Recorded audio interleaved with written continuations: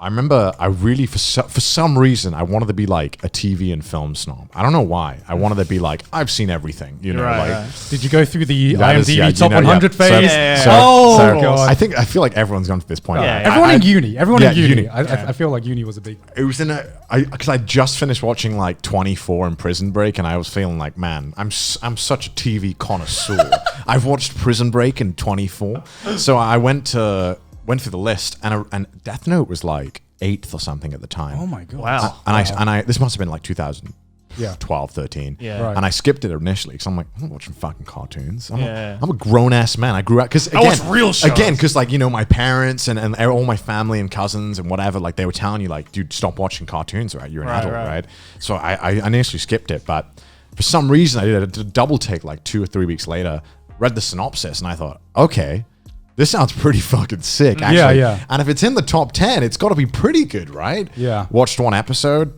I had to school the next day, but I stayed up the whole night up until school. I had to leave with 2 episodes left to watch. So I binged it, the whole season of Death Note in one night. And oh my god, I just immediately like became obsessed. Like it was like overnight, I had just all my other plans to watch all these famous movies and TV shows. Yeah. Get that out of here. Someone on YouTube said watch Code Geass, so I'm gonna do that next. And it's just like obviously that phase where you discover all like the golden anime. It's just like banger after banger, and it's like 3 months straight where you're just like all you think about is watching the next anime. God, like remember that phase? I missed that phase so much. Where everything you watched was amazing. Even like I look back at some of the shit now, even like the shitty stuff. Even the shit. Like I remember going through this phase where I was obsessed with Love Hina. Okay. Right. I think everyone had that phase back in the day. Okay, if we all had that phase back in the day, can I ask what was the show that ruined that for you? Like, do you remember? Because I know exactly what it was for me. No, because like I feel like once you watched enough anime, you start like.